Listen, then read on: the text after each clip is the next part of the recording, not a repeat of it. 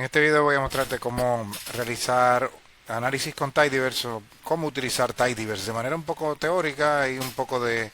Hay contenido realmente de código, pero no se trata de que con los análisis que yo voy a ejecutar se hagan todos o que sean necesarios. Sí voy a hacer esta parte un poco más, digamos, introductoria de cuáles son todas las herramientas disponibles de Tidyverse que te puede servir para el futuro, te puede servir para muchas, digamos, más cosas de las que necesitarás probablemente dentro de esta materia, pero en un siguiente script y en un siguiente video voy a mostrarte cuáles son algunas de los análisis que con Tidyverse tú vas a tener prácticamente que incorporar con toda seguridad dentro de tu manuscrito. Pero en este caso, por lo menos, digamos que vamos a ir a la parte teórica. Entonces, claro, recordando que dentro de la organización Biogeografía 2020-02 hay un repositorio llamado Script de análisis BCI. Este no es para clonar este repositorio, como siempre digo, y este repositorio es simplemente para, por un lado, ver cómo queda o qué resultados producen determinados scripts de análisis de exploratorio de datos o de análisis avanzado, qué código fuente hay. Esto es, digamos, el cómo se ven los análisis en el Markdown, que fue tejido a partir de este script de R. Voy a mostrar cómo quedan los análisis cuando uno de este script que voy a mostrar, que es de análisis exploratorio de datos con la colección Tidyverse, ¿verdad? Entonces, así es como me está quedando. Básicamente así es como queda y a fin de cuentas es todo lo que vamos a ver paso a paso allá en el servidor de RStudio. Este script, si lo portas tal cual se encuentra en el punto R, si lo portas copiando y pegando allá, funciona perfectamente, ¿ok? Entonces, bueno, no voy a detallarlo, o sea, no voy a entrar en ninguna explicación viendo el Markdown, sino que si tú lo quieres ver para leer con calma, sin necesidad de ver el video, tú puedes hacer perfectamente esta lectura y comprender en qué consiste Tidyverse. Pero bien, volviendo al repositorio, a la carpeta madre del repositorio, voy a entrar en el objeto tidyverse.r, ese archivo, perdón, y ese archivo notar que donde no están los símbolos de comentario o de marca más bien, es código de R, ¿no? Que se va a ejecutar. Yo voy a llevarme mediante RAW, creo que lo enseñé ya esto en un video anterior, mediante RAW me voy a llevar todo esto hacia el servidor de RStudio, abriendo el repositorio manuscrito en él. Voy a control A dentro de Google Chrome, lo selecciona todo, pero también a través de menús se puede. Supongo hay una opción para otros navegadores, ¿no? Voy a copiar todo esto y en el servidor de RStudio, dentro concretamente dentro del proyecto de manuscrito, voy a crear un script únicamente para explorar en qué consiste lo que el talibán está aquí diciendo, ¿no? Voy a poner aquí, abrir mi repositorio de manuscritos. Voy a crear un script nuevo, no voy a sobreescribir el anterior. Recordando yo tenía un script antes de análisis, voy a crear uno nuevo que se llame análisis Tidyverse. Eso no importa, cada quien le pone el nombre que le dé la gana. Voy a ponerle un nombre de inmediato. Acabo de crear un script de R, ¿ok? Solamente un script de R con ese botón. Pues bien, voy a guardarlo de inmediato, como siempre digo, se va a guardar dentro de la carpeta. Le voy a poner AED con Tidyverse. Lo voy a poner dentro de la carpeta del proyecto de manuscrito. Va a quedar aquí ahora. Mírenlo aquí como está. Bien, míralo ahí como está. Y ahora voy a pegar lo que tengo en memoria. Eso que tengo en memoria es una buena cantidad de código de R. Acaba de cambiar. Bueno, pues lo voy a guardar inmediatamente. La pestaña Git ahora va a mostrar que tengo, además de todo lo que tenía antes, también tengo ahora un AED Tidyverse. ¿Ok? Que es un script de R para hacer estos análisis exploratorios con Tidyverse. Pues bien, vamos a la parte teórica. Primero, ¿qué es Tidyverse? Tidyverse es una colección de paquetes. Es una colección de paquetes que se utiliza sobre todo para importar, transformar, visualizar y modelar datos. Voy a poner, esto lo puede hacer todo el mundo, en Global Options, pedirle que en Code, por ejemplo, se haga un soft wrap, o sea, que se envuelva el código de manera suave, ¿no? Sin modificarlo, sin introducirle ningún salto, ¿no? Solamente para visualización. Entonces, bueno, es una colección que tiene 8 paquetes y nosotros vamos a usar, yo te voy a explicar 3, ¿ok? Deployer tidyr y ggplot2. Entonces cada uno tiene una función. Bueno, ahí luego en el documento Markdown del repositorio esto se puede leer con mucho más calma, pero bueno, una de las cosas claves de, digamos, de tidyr es que la colección, como digo, de 8 paquetes, comparte una estructura común con operadores que son, digamos, comunes entre todos, y además también utiliza una fórmula, digamos, de hacer las operaciones que le llama verbo. O sea, utiliza, en lugar de llamarle funciones, son funciones realmente, pero en lugar de llamarle funciones le llama verbo, que son acciones que uno ejecuta para importar, transformar, visualizar, y modelar y presentar datos, ¿no? Entonces, bueno, una de las, digamos, de los operadores más utilizados es la pipa, que es esta. Porcentaje mayor porcentaje. Hay muchos operadores de la pipa y no pertenece a la colección tidyverse. Este operador pertenece a un paquete llamado MagritR, que no es hecho tampoco por el que elaboró el paquete, la colección o las personas que elaboraron el paquete de la colección RStudios, de la colección tidyverse, perdón, sino que es un operador creado previamente incluso. Y lo que hace es que se inspira en la idea de las pipas de los sistemas Unix. Sistemas tipo Unix lo que hacen es encadenar procesos para, a través de en el caso de Unix era con una barra vertical, encadenar un proceso para que el resultado de un proceso se pudiera incorporar como entrada del siguiente.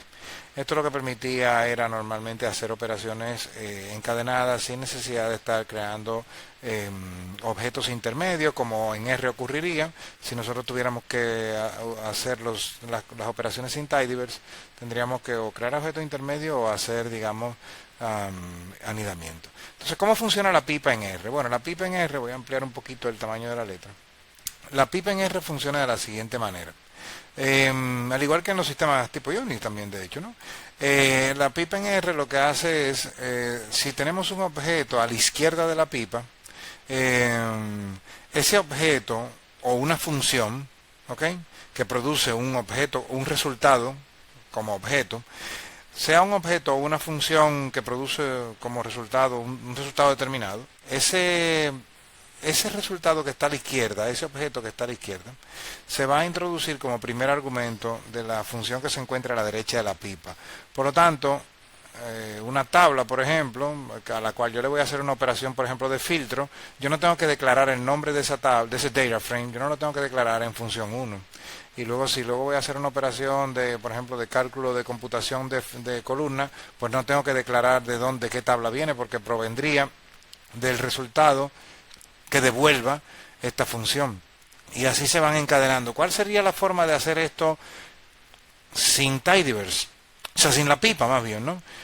Bueno, el objeto 1 lo anido dentro de la función 1, luego la función 1 lo anido dentro de la función 2 y al final la función 2 o el resultado de la función 1 o 2 se va anidando dentro de la función que le queda a nivel superior, ¿no? O también podría crear objeto intermedio, función 1 aplicada al objeto 1, eso va a devolver un resultado que lo voy a asignar a temp 1, entonces luego también hago lo mismo función 2 y demás para tener un resultado final. Entonces la idea es que la pipa o más bien las cadenas que se construyen utilizando la pipa, que le vamos a llamar tuberías, le podemos llamar tuberías tidyverse, o con el paquete con el que nacieron las tuberías de tidyverse, que es la dplyr.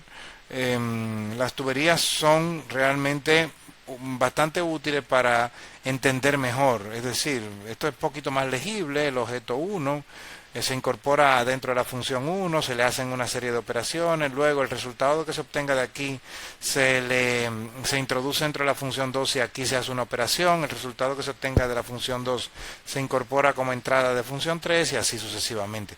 Entonces, claro, es más fácil la lectura, sin embargo hay que tener en cuenta que esto tiene unas cuantas desventajas, que es que, bueno, para programar no es tan cómodo y no es tan eficiente tampoco.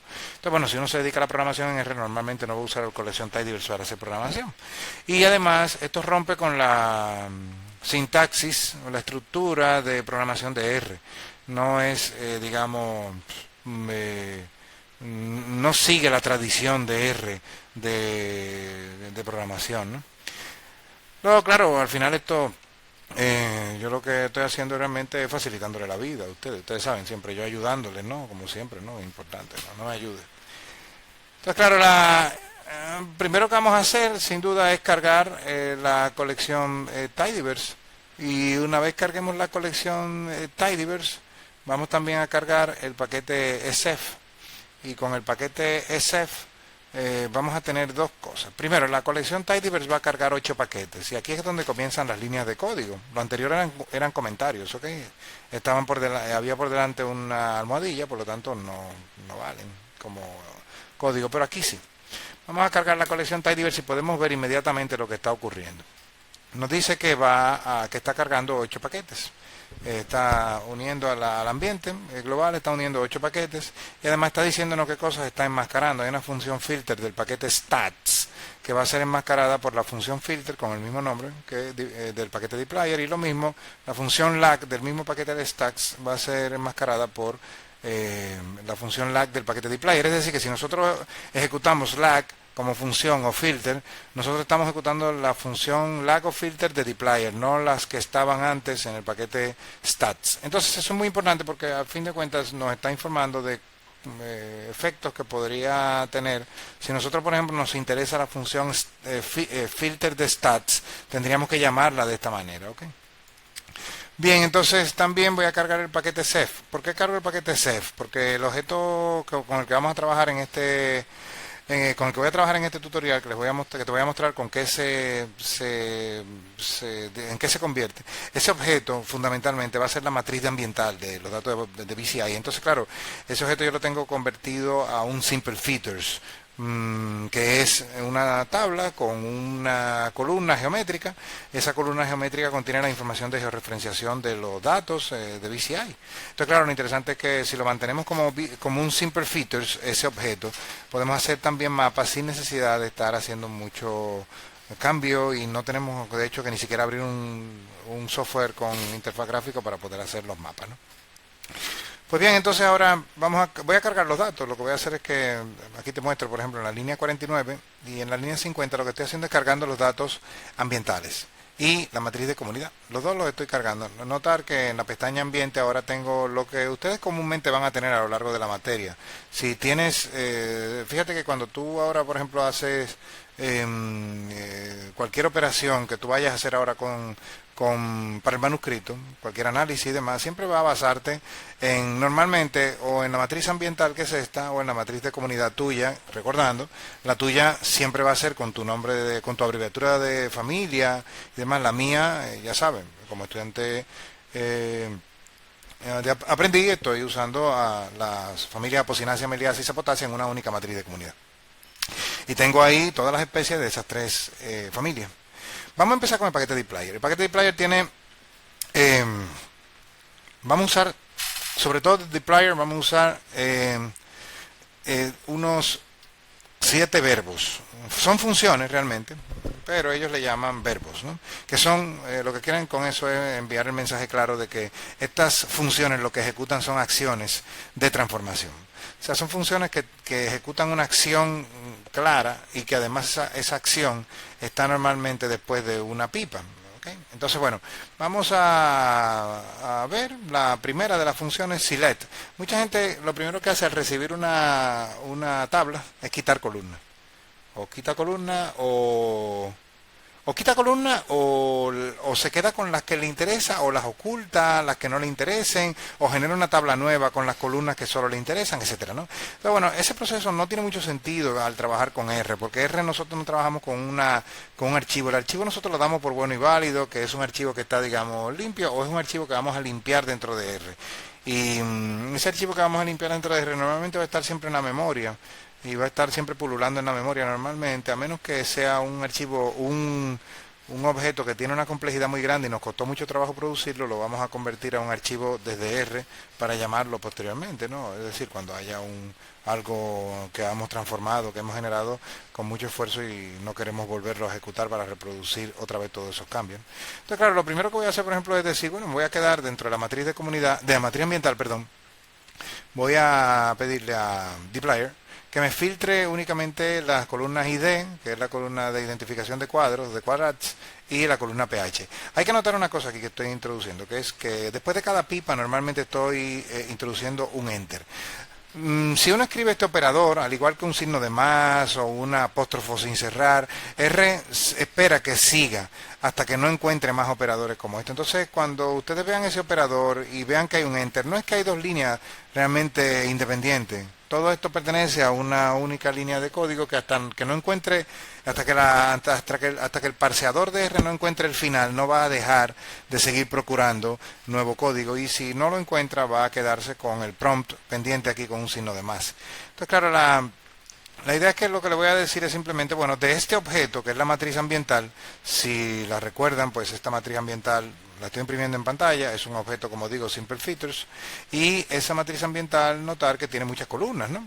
Y bueno, aquí estoy imprimiendo todas las columnas y el Simple Features se imprime por defecto con las 10 primeras filas, ¿no? Y ahí presenta información geográfica al principio, ¿no? O sea, información geométrica, ¿no? Al principio, ¿no?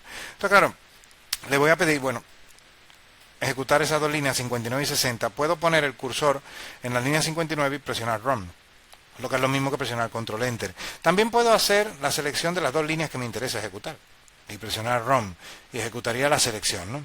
Y lo mismo que haría Control Enter, ¿no? Pero si no selecciono nada, R va a ejecutar hasta donde encuentre que hay código para ejecutar. Esto no lo va, aquí se va a detener en este signo de comentario, ¿no? Entonces realmente hace lo que mostré, lo que decía, ¿no? Nótese aquí en la consola lo que se ha ejecutado realmente. Es esto lo que se ejecutó, y lo que hace es devolver un Simple Features. Es un objeto, una colección de Simple Features con 50 elementos, 50 unidades, que son 50 cuadrados, recordando en este caso dos campos nada más. Recuérdate, por ejemplo, que te decía antes que la matriz ambiental era una matriz grande, completa, con muchas cosas y demás, y a mí lo que me interesa es quedarme con dos columnas nada más. Aquí la matriz ambiental tiene 38. Cuando hago este proceso de selección con el verbo select, lo que estoy haciendo es quedándome con dos campos únicamente. Bien, entonces el objeto BCI-AMP-GRID, o sea, la matriz ambiental original, no ha cambiado. Sigue siendo, nótese aquí en el ambiente, un objeto de 50 filas con 39 variables. Y evidentemente eso no ha cambiado porque hay que recordar, si no he hecho una asignación nueva, pues yo lo que estoy es simplemente imprimiendo en pantalla un objeto que queda en la RAM pero no tiene un nombre asignado. O sea que bueno, esa es la idea, es que precisamente lo estoy visualizando únicamente, es decir, no es modificado para nada la matriz ambiental. Es una gran ventaja normalmente cuando trabajamos en memoria.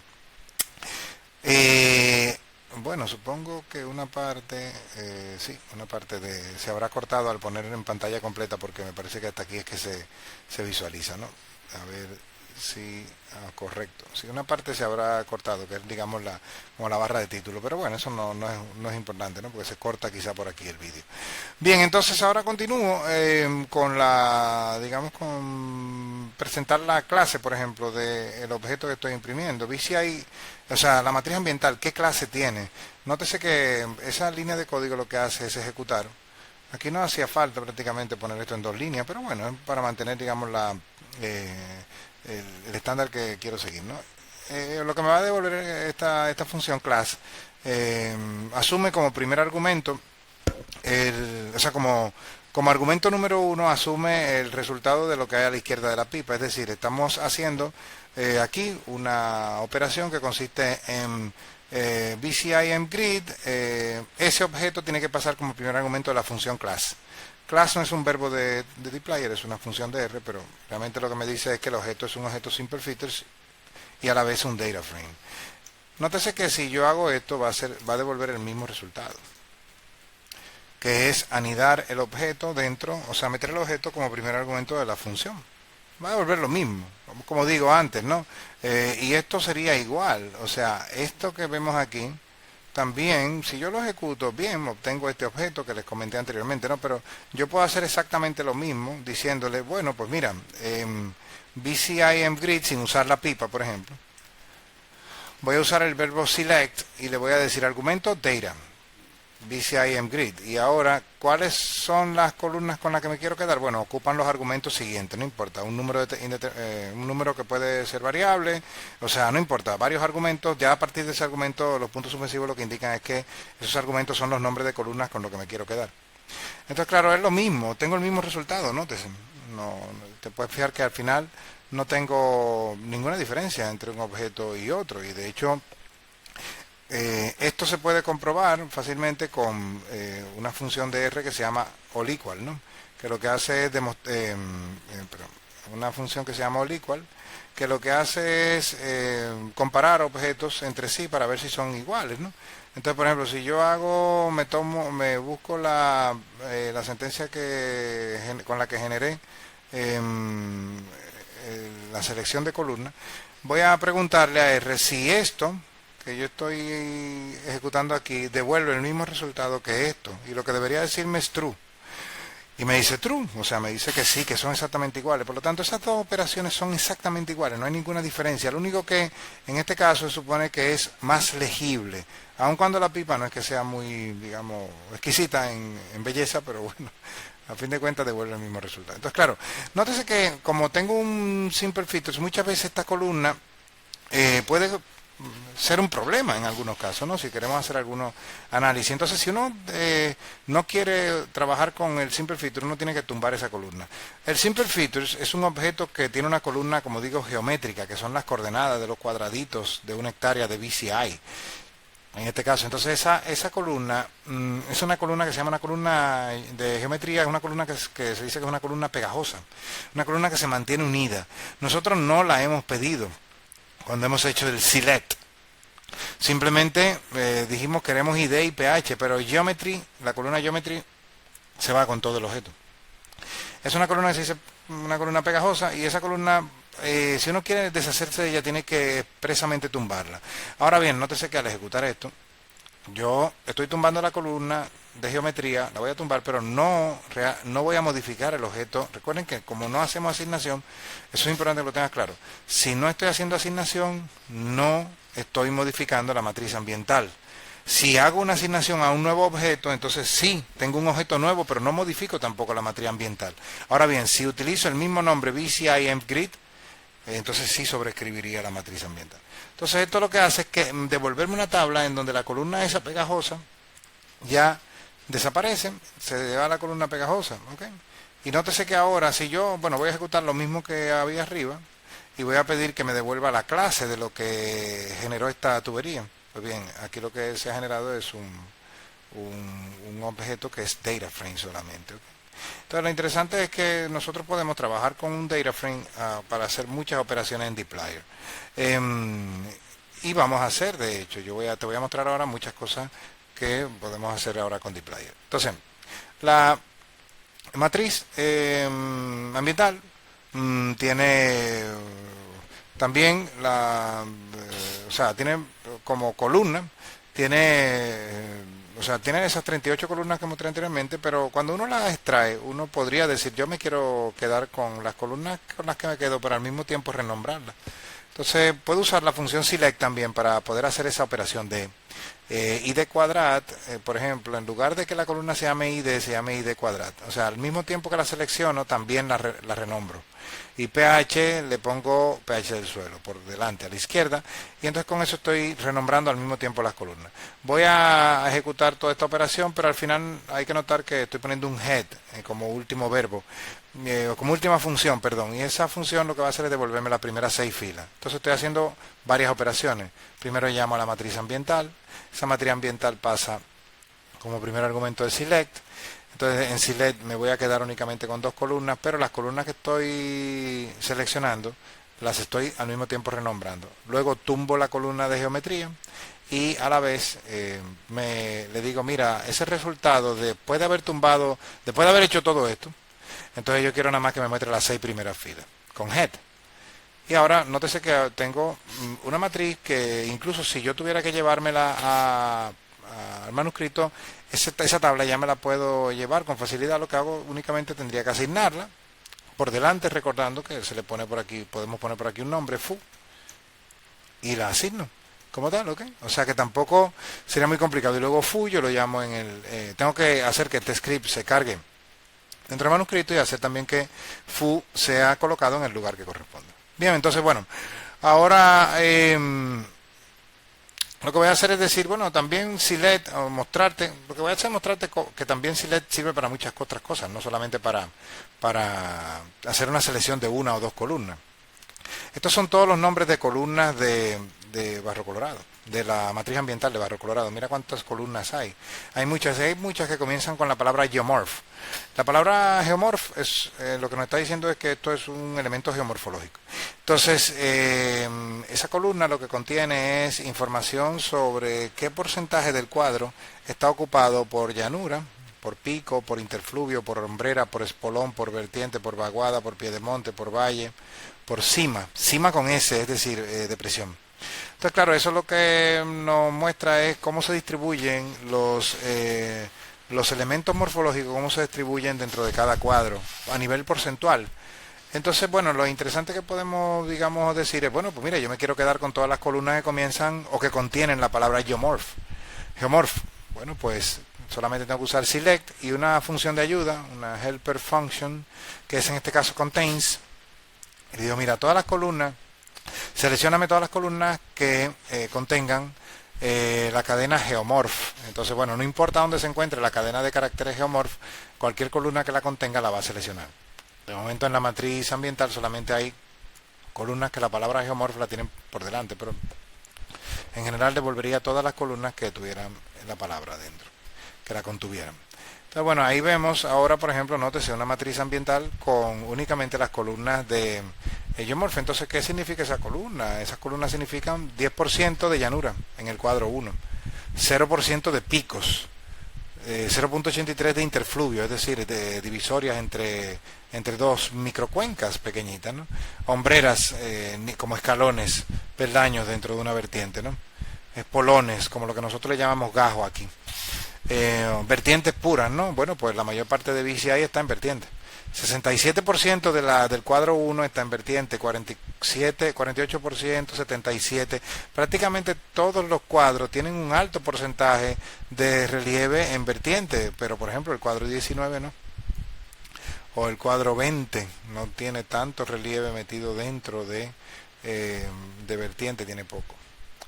Vaguada, la vaguada no se puede confundir con lo que se denomina vaguada en meteorología, que es a fin de cuentas se construye a partir de las isoipsas. Entonces no se trata de utilizar el nombre de vaguadas para esto, sino que lo que se utiliza, el nombre de vaguada lo que significa es una depresión alargada que se marca en las curvas de nivel con una inflexión importante, y eso es como digamos el área de depresión donde está el arroyo, la cañada.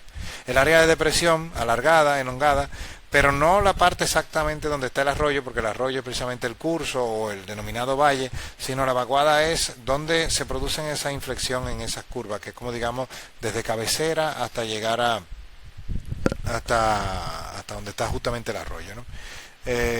Luego está también el denominado pie de monte, que sería como todo el relieve relativamente llano que hay al pie de la vertiente. El valle, que es exactamente donde se encuentra el arroyo concretamente, y cimas que no hay aquí, o estas pueden ser errores realmente porque no es un área kárstica y sería muy difícil que hubiera depresiones. Podría haberla, aunque podría ser un error del modelo digital de elevación. El modelo digital de elevaciones, en este caso un modelo digital del terreno, fue obtenido a partir de una tecnología llamada LiDAR. Bien, entonces, bueno, claro, aquí tenemos, como vemos, bueno, una selección de columnas interesante, ¿no? Y por este lado también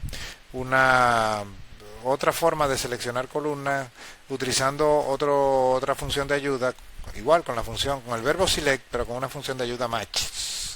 La función match lo que hace es utilizar una cosa llamada expresiones regulares. No puedo detallar todo eso en este video, por supuesto, pero simplemente te animo a que vayas a buscador y en algún momento te intereses por las expresiones regulares, porque en el momento en el que tengas que hacer operaciones con texto, las expresiones regulares te van a servir de mucha ayuda. Aquí lo que yo estoy diciéndole simplemente es que todo lo que contenga, las columnas que contengan la palabra geomorph o la palabra habit, la cadena de caracteres habit, por ejemplo la columna hábitat lo contiene, no hay otra, y que ignore la caja, o sea, que no ignore la caja, perdón, que sea únicamente aquellas que son de verdad columnas que están en minúscula, ¿ok? Bien, entonces eso lo que va a hacer es quedarse con todas las columnas de geomorph, es decir, con todas las columnas que comienzan por que contienen la palabra geomorph, y con todas las columnas, y con la única columna que contiene la palabra en la cadena de caracteres habit. Igualmente por expresiones regulares, también con match, puedo decirle, mira, devuélveme todas las columnas que comienzan por, esto es parte de la sintaxis de expresiones regulares, que comienzan por las letras entre la A a la T y la letra, por ejemplo, Z. Solamente hay unas cuantas columnas que veremos ahora que coinciden con esa condición, que son las columnas de los elementos de los análisis de suelo. Voy a volver a ejecutar para que quepa otra vez completamente en la consola. Y nótese que, por ejemplo, estas columnas son las que contienen los elementos de los análisis de suelo: aluminio, boro, calcio, cobre, hierro, potasio, magnesio, manganeso, fósforo, zinc, bien, y nitrógeno, y el nitrógeno mineralizado. Entonces, claro, estas columnas todas comienzan con una mayúscula, entonces es interesante porque con esta expresión regular las pude filtrar, las pude, perdón, seleccionar. Entonces luego viene ahora el verbo filter. El verbo filter es un verbo que nos sirve para hacer lo que aparece como un embudito en las hojas de cálculo, que lo que hace precisamente te pone en la columna título, en la columna número 1, te pone una lista desplegable de la cual tú puedes elegir los elementos que tú quieres, o incluso utilizar expresiones para construir condiciones de filas o de elementos que tú crees que coinciden con eso. Entonces, bueno, lo interesante es que aquí tenemos la posibilidad de hacer muchos filtros diferentes. Podemos hacer filtros, por ejemplo, con pH, pero podemos hacer filtros con cualquier variable. No importa, y podemos combinar varias variables. Entonces, por ejemplo, aquí yo le digo BCI. Primero que nada, la matriz ambiental, seleccioname dos columnas nada más. No tengo que seleccionarla, la puedo dejar sin seleccionar, pero únicamente para que se muestren dos. Tumba la geometría y luego filtrame todos los cuadros que tengan un pH mayor que 5. Y bueno, en este caso solamente muestra 7. Solamente 7 cuadros tienen un pH mayor que 5. Bien, casi los demás seguramente tienen un pH diferente, que sí, que tenían pH entre 4.5 y 5, ¿no? Entonces, bueno, está también aquí, por ejemplo, puedo decir que filtre por ID.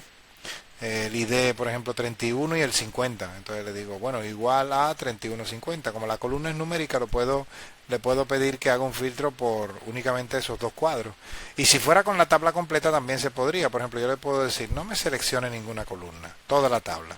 Y entonces muestra los dos registros. Lo que pasa es que como se desborda mucho la consola, no los quería cargar, pero nótese que tengo los registros 31 y 50. También le puedo decir, bueno, pues también solamente voy a decirle que solamente los registros que tengan un valor en ID menor, o sea, como identificador, un número menor a 30. Perdón. Entonces, todos los que me va a mostrar son los que tienen el ID menor de 30. Nótese aquí. Vamos a ver. Bien, no está mostrando todo porque se desborda, ¿no? Entonces, claro, solamente se quedan 4 filas omitidas, ¿no? Lo debe decir aquí abajo, que hay 3 filas omitidas, ¿no? Entonces, bueno, claro, porque es menor que 30, llegaría hasta el 29, el 30 no está incluido. Entonces, claro, también le puedo decir, bueno, dentro de los que tienen ID menor, por ejemplo, o igual que 30, y le voy a decir ahora, bueno, está bien, ahora únicamente seleccioname dos columnas, ID y pH. Y le voy a decir, bueno, mira, ahora todos los que tengan un ID menor que 30, pero únicamente mostrando dos columnas. Pero a la vez el filtro, estoy dándole la flecha de subir para llamar la sentencia anterior, le puedo decir, mira, y dentro de los que tienen un ID menor igual que 30, los que tengan un pH mayor o igual o mayor que 5. Entonces me dice, bueno, no tengo ninguno. Ok, entonces todos los que tengan un pH menor que 5. Entonces, bueno, aquí sí me devuelve un número completo porque todos tienen un pH menor que 5. Nótese que todos los que te estoy mostrando, todos tienen un pH menor que 5. También le puedo decir algo un poquito para filtrar mejor. Bueno, pues todos los que tengan un pH menor que 4.4, pues solamente 11 del conjunto. Y aquí se ve cuáles son. Y puedo combinar cuantos elementos me interese combinar en filter. O sea, tengo la posibilidad de pedir un montón de posibles combinaciones. O sea que realmente es muy versátil la función filtro para uno poder conseguir los elementos de nuestros datos que nos interesan. Por otra parte, voy a hacer también una operación para que se vea, una operación con la matriz ambiental, para que se vea también que ella puede formar parte de la tubería Tidyverse. No es que necesariamente tiene que ser únicamente con la matriz ambiental, cualquier data frame o cualquier objeto puede entrar dentro de la tubería, ¿no? Entonces, claro, lo interesante es que no solamente se pueden utilizar verbos de Tidyverse, sino que en este caso, por ejemplo, estoy usando una función que se llama callSums, que no pertenece a la colección Tidyverse. Y lo que le estoy diciendo es súmame los valores de las columnas de la matriz de comunidad. Entonces, bueno, lo voy a hacer para que utilicemos un verbo de dplyr que se llama arrange, que lo que hace es ordenar los datos en función de los valores numéricos que yo obtenga o de los valores alfabéticos que tenga o alfanuméricos que tenga, y los va a ordenar tanto ascendente como descendentemente. Entonces, bueno, voy a ejecutar, nótese que voy a ejecutar ahora una combinación entre digamos el operador del Magritte, la pipa, con callSums, que es una función que obtiene la suma de las columnas. Recordando, nótese que la matriz de comunidad es una matriz, la voy a poner aquí debajo, dentro de View, por ejemplo, ¿no? Y voy a mostrarla para que se vea dentro del visor de R. Es una matriz en donde las columnas son los nombres de las especies, y las filas son, cada una es un cuadro de una hectárea de BCI de los 50 que hay, ¿no? Y en las celdas lo que hay son los números de individuos de cada una de las especies mostradas. Eso es lo que consiste en una matriz de comunidad, recordándolo simplemente porque lo he explicado en otros videos. Así que bueno, entonces lo que va a pedir, esto lo que va a realizar es callSums, una suma de columnas. Pero también recuerden que esto puede hacerse igual de esta manera, es lo mismo. O sea, les recuerdo que es exactamente igual, no hay ninguna diferencia, pero lo que voy a hacer es introducirlo en la cadena dplyr, en esta cadena ahora Tidyverse completa, en esta tubería, para poder hacer un análisis que se supone que es un poquitito más legible, porque la pipa al final se lee como un luego. Llámame este objeto, luego ejecuta esto, luego ejecuta esto, luego ejecuta esto. Por ejemplo, la pipa, llámame primero a la tabla, matriz ambiental, luego seleccioname dos columnas, luego tumba la geometría, luego organiza por orden ascendente de pH. Por ejemplo, ahora voy a decir, bueno, también puedo hacer también la suma de filas. Esto es la abundancia por especie, ¿verdad? Y esto es la abundancia por cuadro de una hectárea.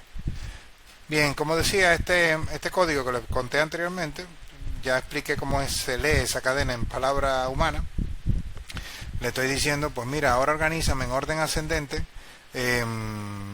Cuando no se especifica en qué orden, él por defecto lo asume ascendente. Entonces el cuadro 18 es el que tiene el pH más ácido de todos, ¿no? El pH más bajo, 4. Mientras que el cuadro 32 es el que tiene el pH menos ácido. Hay alguna cuestión que habría que ver, o sea, a qué se debe, pero bueno, ahí lo estamos viendo claramente. También lo podemos hacer de manera descendente. Me quedo con, o sea, recordando, esto es la matriz ambiental, luego selecciono estas dos columnas, luego tumbo la geometría, luego organizo en orden descendente. Bueno, se va a ver lo mismo que antes, pero ahora el de mayor valor está al principio. Luego el verbo mutate.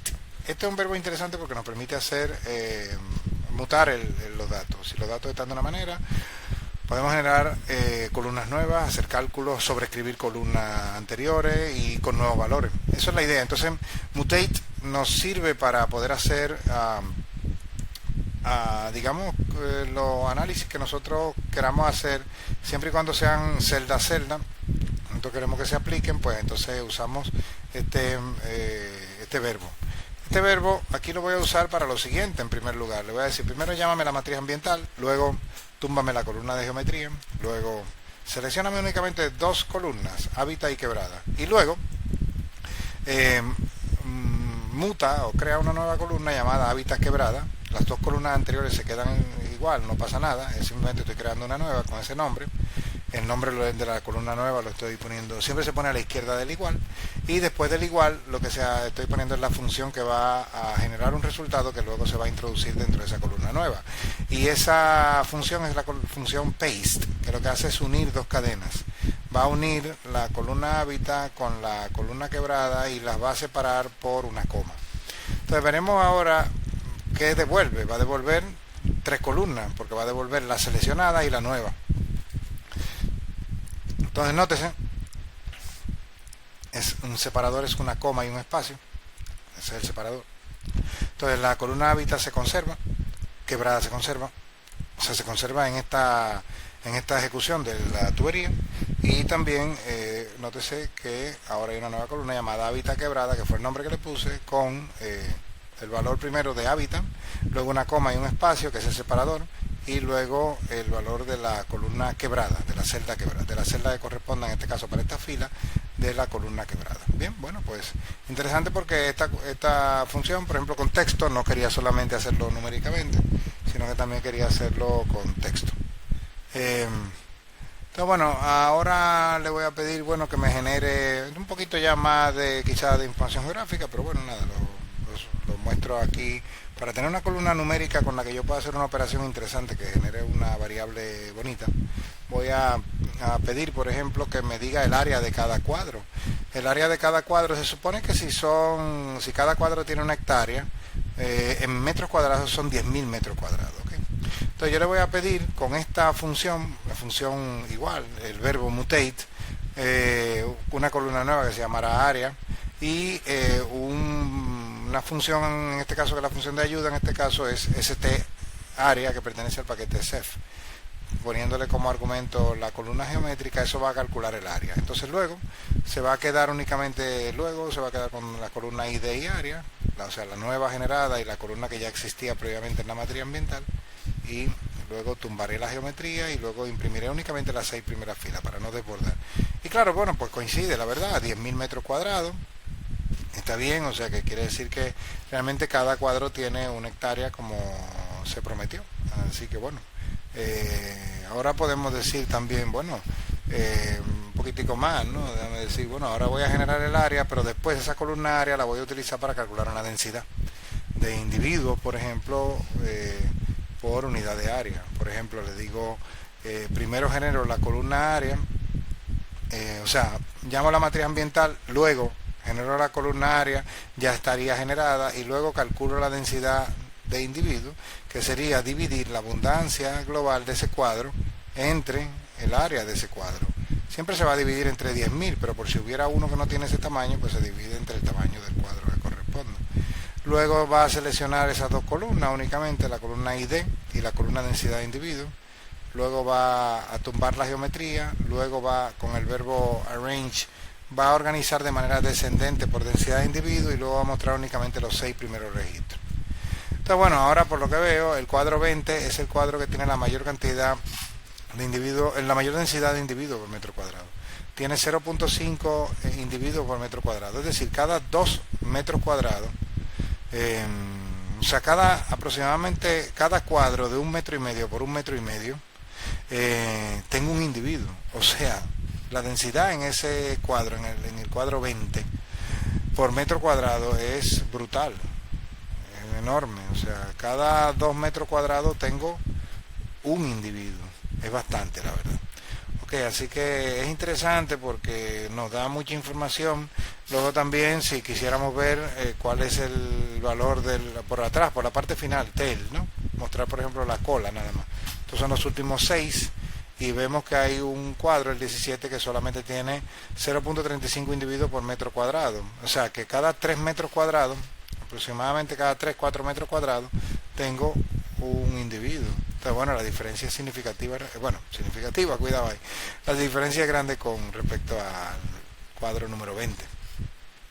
Ahora los verbos group by y summarize. Esos verbos normalmente van unidos, se suele hacer trabajar con ellos de manera conjunta, pero no necesariamente. Group by tiene su función y summarize. La idea de estos verbos es hacer resúmenes, poder agrupar de acuerdo a una variable y poder construir resúmenes estadísticos a partir de esos grupos que uno utiliza.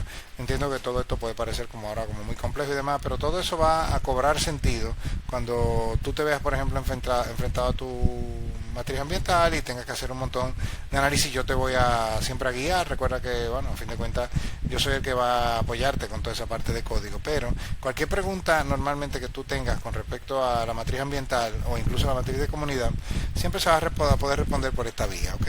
Recuerda que lo que me interesa sobre todo no es tanto que tú te pelees o te frustres con el código hoy en día, en este momento, sino que tú veas las capacidades que tienes para que cuando te enfrentes por tu cuenta siempre o en el futuro o ahora a datos o a volúmenes de datos grandes, incluso más grandes que lo que estás manejando ahora, que no es que sea muy grande, sepas que tienes una herramienta para eso y que esa herramienta no debe ser la hoja de cálculo, porque la hoja de cálculo es realmente muy limitada.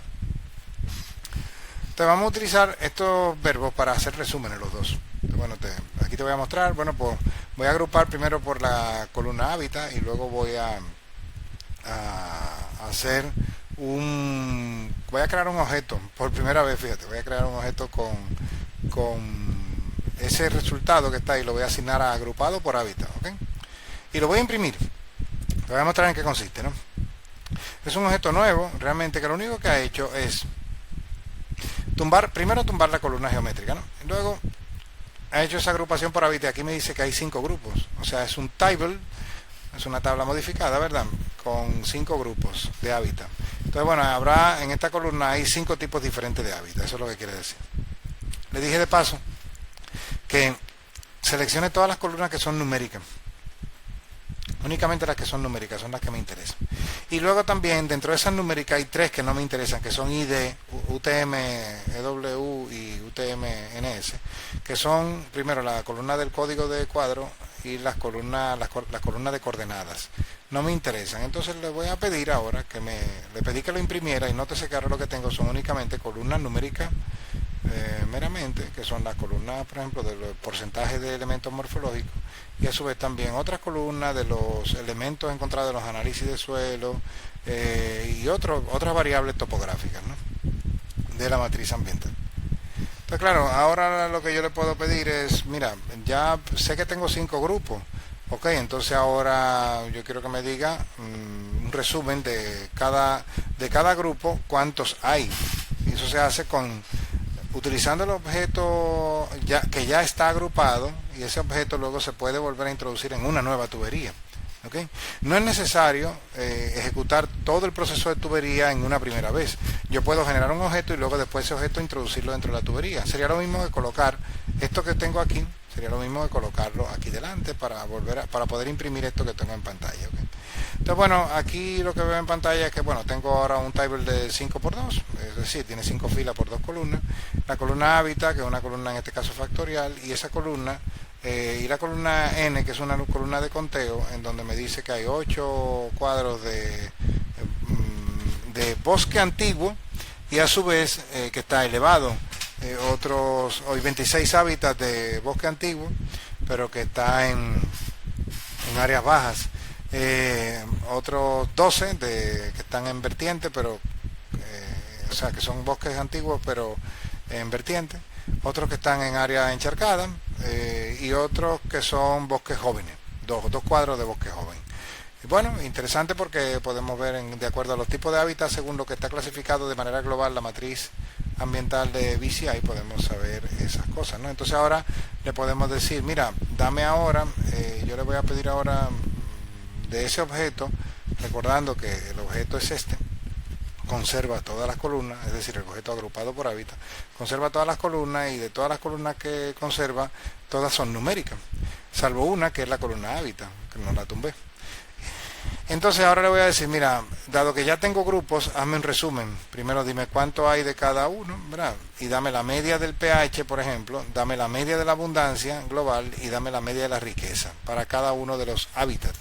Con esto lo que estoy pidiéndole a la tubería que me diga lo que ya sabía n, bueno, eso ya me lo volvió a calcular únicamente, pero la media del pH la obtengo, es decir, en bosques antiguos y altos el pH es el más alto de todo, y la abundancia es alta, por supuesto, en all high, pero también en all low la abundancia es máxima.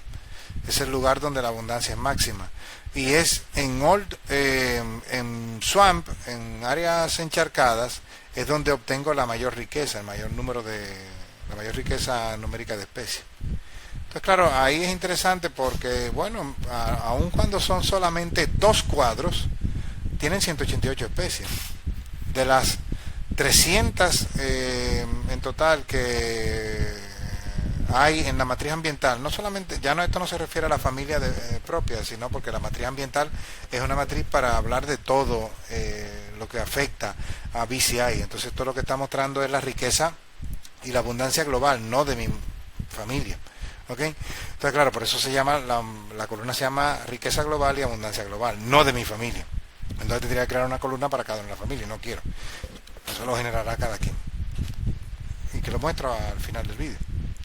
Entonces, claro, la idea, con esto lo que te muestro es que realmente, fíjate, un cuadro que tiene solamente, o sea, un tipo de hábitat que está representado únicamente por 2 cuadros de 1 hectárea, tiene los pH más ácidos y para colmo tiene la riqueza más grande de todo. No es que tenga una abundancia importante, al contrario, tiene una abundancia chiquita, la más chiquita de todas, y tiene la mayor riqueza. Curioso, es un patrón invertido, es como una ley de embudo aquí. Interesante porque hay un patrón con respecto a la riqueza global. Luego también le puedo decir que me dé la media de todo, con un resumen, un summarize all, diciéndole, bueno, esta únicamente la función media, pero de todas las columnas, o sea que esto es la media de la heterogeneidad, la media del porcentaje de llanura, la media del porcentaje de picos, la media de todo estaría ahí, ¿no?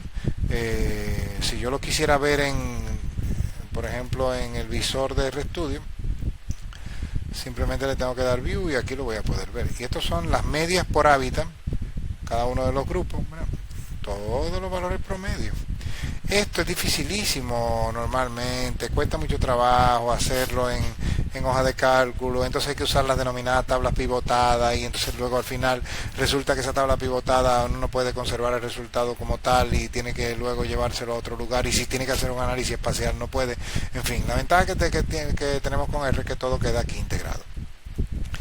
Luego también, bueno, pues como aquí no cabían, las mostré en el visor, pero aquí lo puedo ir mostrando en la consola, quedándome con grupitos de 6 columnas, por ejemplo, ¿no? ¿Ok? Eso simplemente era para mostrar por grupitos de 6 columnas, que puse todas esas líneas de código ahí. Y con Summarize All yo puedo generar no solamente el estadístico de la media, sino que también puedo generar el estadístico de la mediana, la varianza, el mínimo, el máximo, etcétera. O sea que puedo quedarme con un montón de estadísticos. Nótese todas las columnas ocultas que quedan, ¿no? Que no caben, 147 columnas que no caben, que están siendo generadas. Lo voy a poner en el visor de RStudio para que se vea. Y mire todo, fíjate todas las columnas que hay. Ahora tenemos la media, tenemos la mediana. O sea, después de la media va a presentar todos los valores medios de todas las columnas, luego todos los valores de mediana de cada columna, todos los valores de varianza, todos los valores mínimos, en fin. Nunca trabajamos con todas al mismo tiempo, siempre trabajamos con una selección, pero bueno, que al final si queremos generarlas todas ahí están, y rápido además.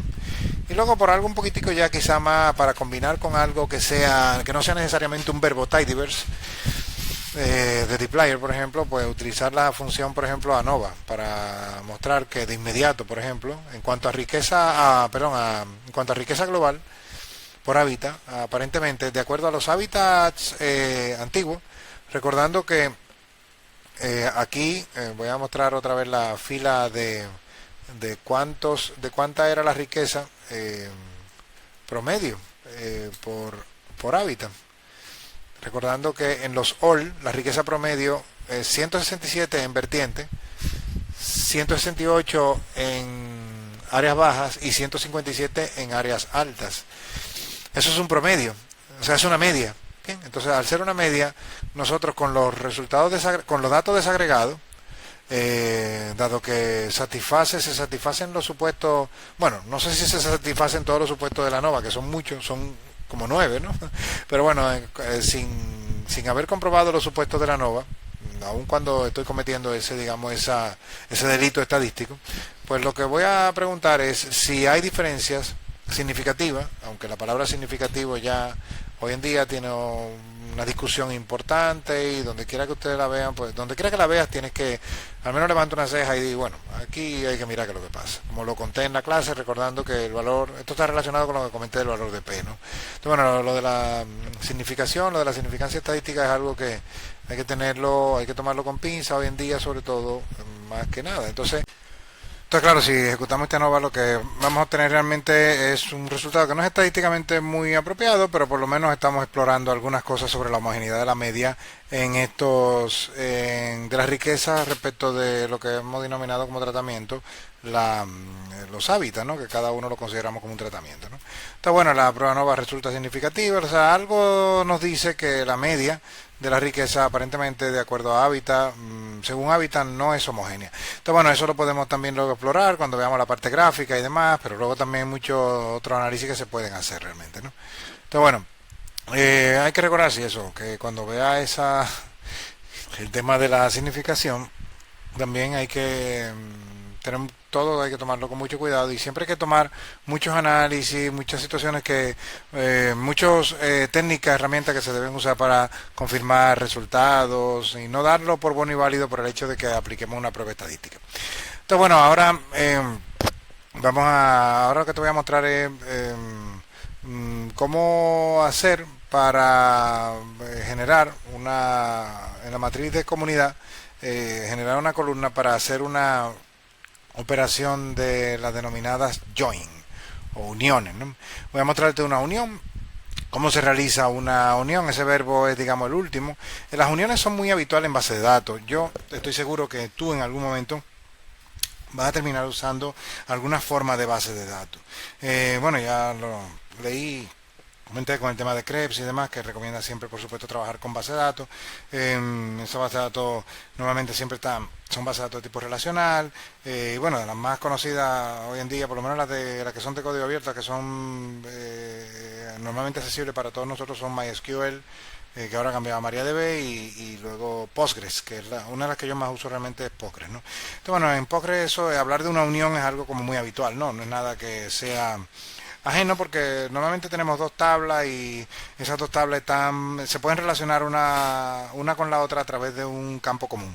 El atributo común sirve para poder hacer la unión entre tablas, ¿no? Entonces, en este caso, no tenemos dos tablas con que tengamos, por ejemplo, un atributo común. Por ejemplo, la matriz de comunidad es la única que podemos unir realmente con la matriz de ambiental, para tener dos tablas que son chiquitas, ¿no? Pero podríamos hacerlo también con los datos del censo, y yo de hecho lo hice para unir, por ejemplo, la información de familia y todo eso más. Pero te voy a mostrar un ejemplo, digamos, sencillito, ¿no? Que es, voy a generar a partir de la matriz de comunidad, que es esta, voy a generar una tabla nueva que le voy a llamar identificador, o sea, que tenga el número del cuadro al que pertenece, la abundancia y la familia. ¿Ok? O sea, de mi familia, perdón. De cuáles son los valores de abundancia de planta de mi familia. Entonces voy a generar una tabla con eso, te la voy a mostrar ahora, utilizando todo lo que he mostrado anteriormente de mutate, select y demás. En este caso lo que voy a utilizar es una función llamada suma de filas, pero aquí lo que voy a hacer es que voy a añadir una nueva columna llamada id, que se va a generar a partir de los nombres de fila de la matriz de comunidad. Esa columna id es la columna que identificaría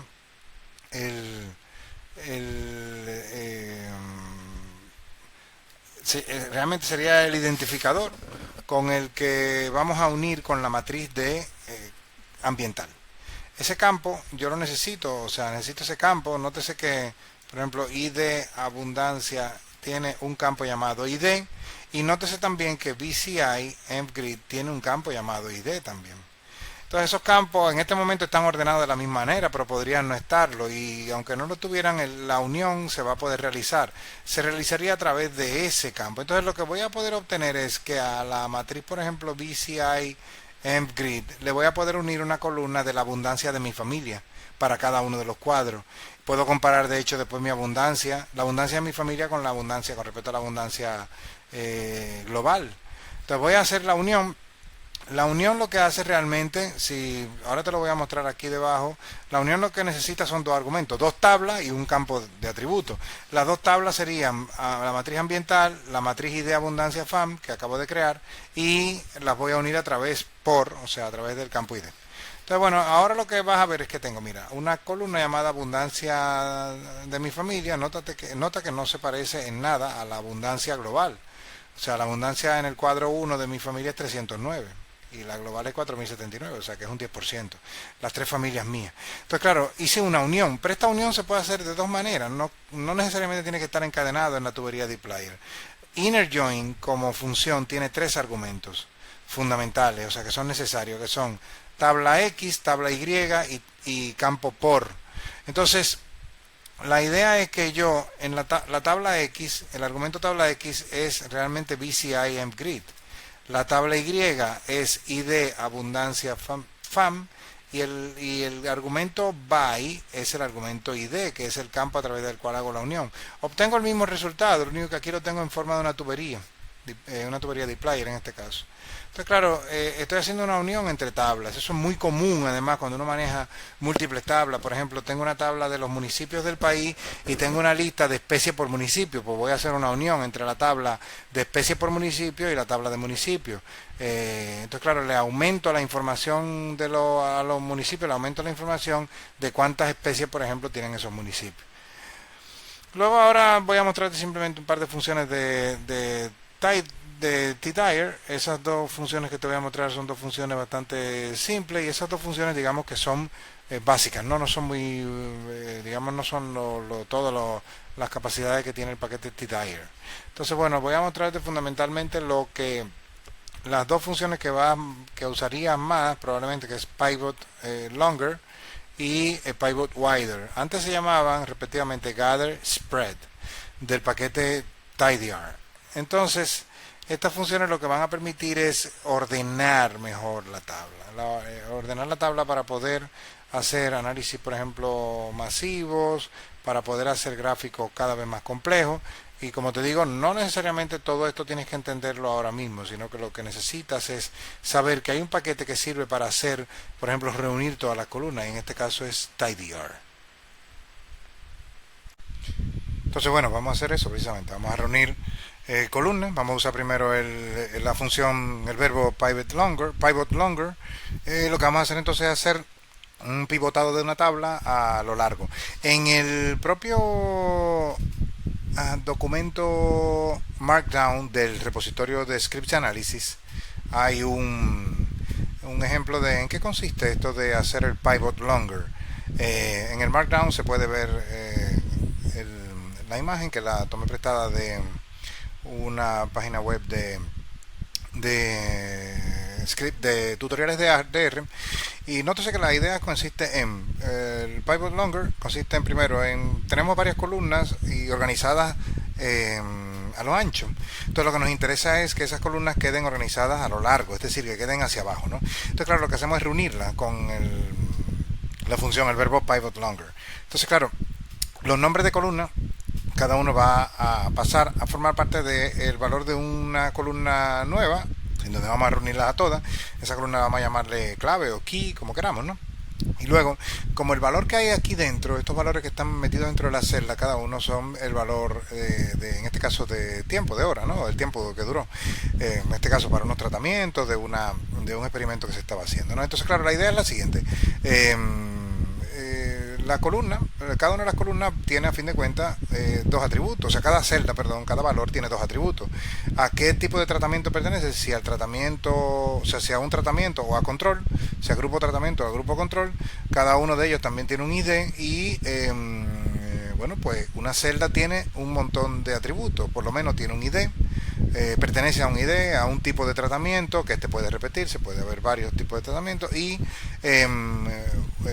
hay un atributo que es el work T1, bien, que es una columna y ahí hay un tiempo tomado, ¿no? Pues entonces la idea es que yo esos atributos lo que hago es todos los dos se conservan y estas dos columnas, digamos ID y TRT, se conservan como columnas pivotantes y las otras dos columnas, o sea, la columna con su nombre propiamente, pasa a formar parte de la columna de clave y una columna nueva también, además de la columna clave o key, una columna nueva llamada tiempo, time, ¿no? Y esa columna tiempo es la que va a contener la celda.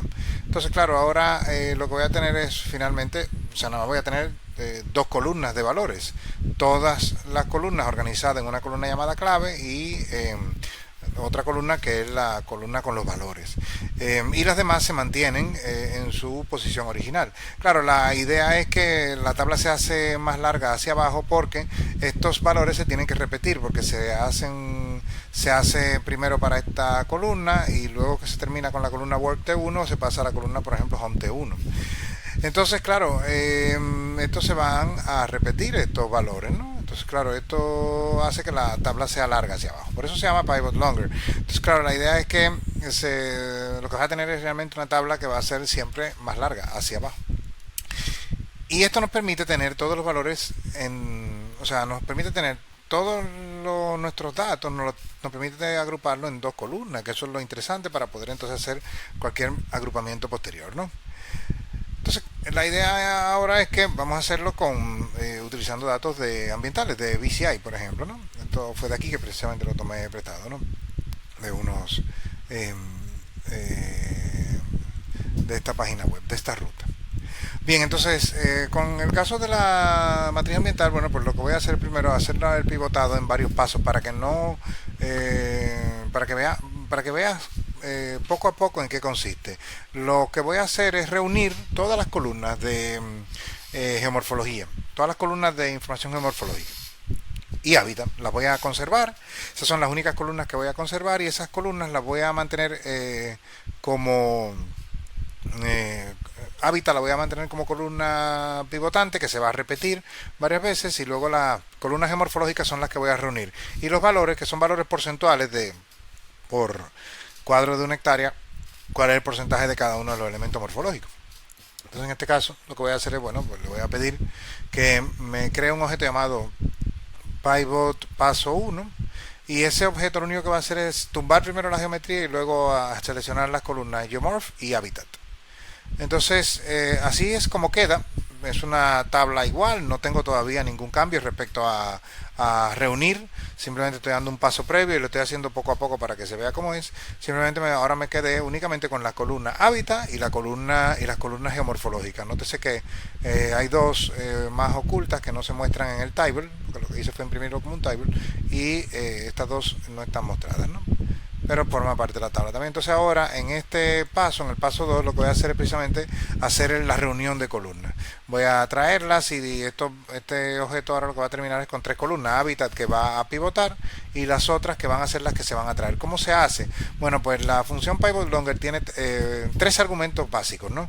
Que son uno, primero, las columnas que van a ser reunidas, las columnas que van a ser traídas, o más bien, como si quieren utilizar la palabra transpuestas, van a ser llevadas hacia dos columnas nuevas y entonces esas dos columnas nuevas van a tener como nombre la primera, que es la columna de clave, va a tener como nombre la variable, o sea, la columna de nombres va a ser la columna variable, que son los nombres de columnas y van a estar contenidos dentro de esta, y la columna de valores o porcentajes va a ser una columna que va a tener el nombre de valor. Los valores van a pasar a esa columna y las claves van a pasar a la columna variable. Entonces ahora lo voy a ejecutar para que se vea realmente en qué consiste la reordenación. Nada más está mostrando el table tiene 500 filas, ok, entonces claro, tiene 500 filas y de esas 500 filas solamente está mostrando las 10 primeras. Entonces de esas 500 filas lo que está mostrándome las primeras 10, que lo que consiste es, bueno, el hábitat, por ejemplo, Old Slope, o de bosque antiguo pero en vertiente, y qué porcentaje tiene cada uno de los elementos morfológicos. Bueno, es curioso porque nótese que el hábitat de bosque antiguo con vertiente en sí, pues también a partir del análisis de los elementos morfológicos, que bueno, no lo he comentado, pero lo hice a partir de geomórfonos de Graz, sí, coincide que hay una coincidencia entre lo que dice el análisis de geomórfonos y el análisis y lo que trae como clasificación de hábitats la matriz ambiental de BCI. Entonces luego ahora, bueno, pues le voy a pedir, dado que ya tengo reunidas las columnas, pues ahora le puedo pedir, digamos, por ejemplo, para vertiente antigua, cuánto hay por hábitat. Le voy a pedir que por hábitat y por variable, es decir, de hábitat vertiente antigua y de, por ejemplo, cuánto hay en promedio. Todos estos porcentajes lo que va a hacer es promediar donde quiera que encuentre hábitat de tipo bosque antiguo vertiente con porcentaje de por ejemplo de elemento morfológico de llanura. Esto es lo que va a hacer, esto simplemente es obtener unos promedios de los porcentajes. Entonces va a haber tantos grupos como combinaciones posibles. Hay 10 elementos morfológicos posibles y hay 5 hábitats. Por lo tanto, va a haber una combinación posible de 50 grupos. Entonces lo que va a hacer la sentencia es generar una tabla. La voy a imprimir completa en la siguiente línea, en la 249, en donde me va a mostrar los porcentajes, por ejemplo, de bosque maduro en zonas altas, y eso de zonas altas, aparentemente, de acuerdo a la geomorfología, eso coincide con un porcentaje alto de vertiente.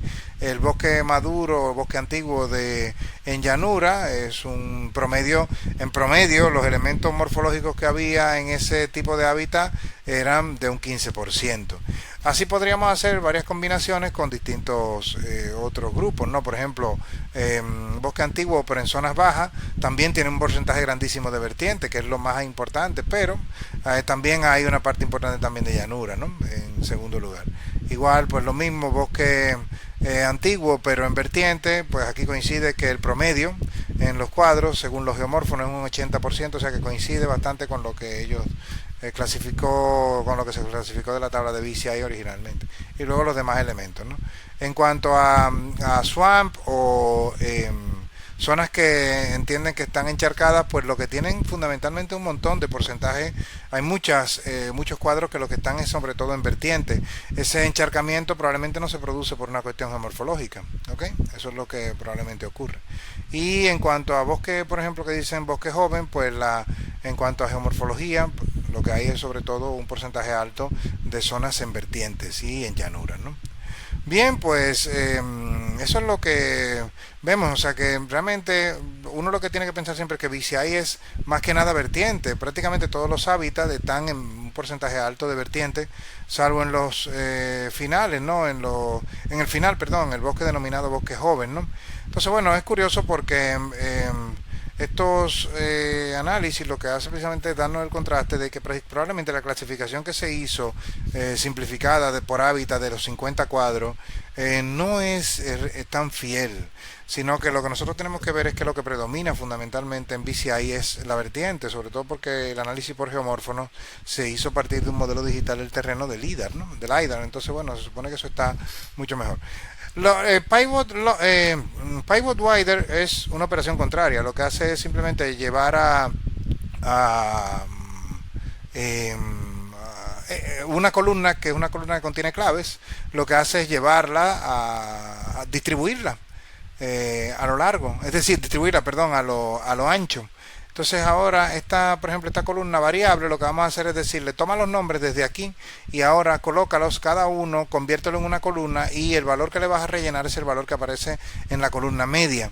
Entonces ahora lo que vamos a tener es una tabla nueva, porque no teníamos esta tabla antes, sino que teníamos muchos casos de porcentajes, pero no promediado, y ahora lo vamos a tener promediado con este análisis.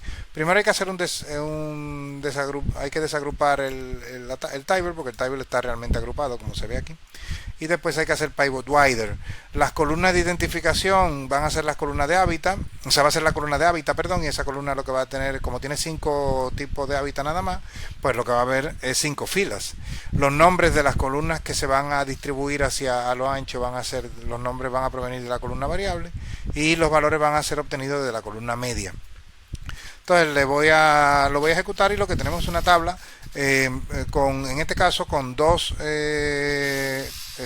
5 filas, una por hábitat, y un total de 11 columnas. Las columnas son una de hábitat y 10 cada una de las restantes 10 de un elemento morfológico. Entonces ahora, bueno, claro, podemos también hacer análisis interesantes para saber si por la media también hay parecido o cosas muy diferentes en cuanto a hábitat, ¿no? Porque, por ejemplo, la mayor parte de los hábitats comparten que tienen un porcentaje alto de vertientes, ¿no? Que eso ya lo vimos en el análisis anterior, pero ahora viéndolo de manera, digamos, a lo ancho, lo vamos a poder ver con más claridad. Lo que voy a hacer es que lo voy a imprimir en el visor de RStudio. Como siempre digo, nunca el comando view nunca debe insertarse en un script, porque luego hace que el script no se pueda tejer bien. Entonces, nótese, por ejemplo, la mayor parte de los hábitats comparte la vertiente como uno de los elementos morfológicos que está muy presente en ellos, salvo el denominado hábitat de bosque joven. ¿Ok? Pero la mayor parte comparte, tiene un promedio grande de relieve en zonas de vertiente. ¿Ok?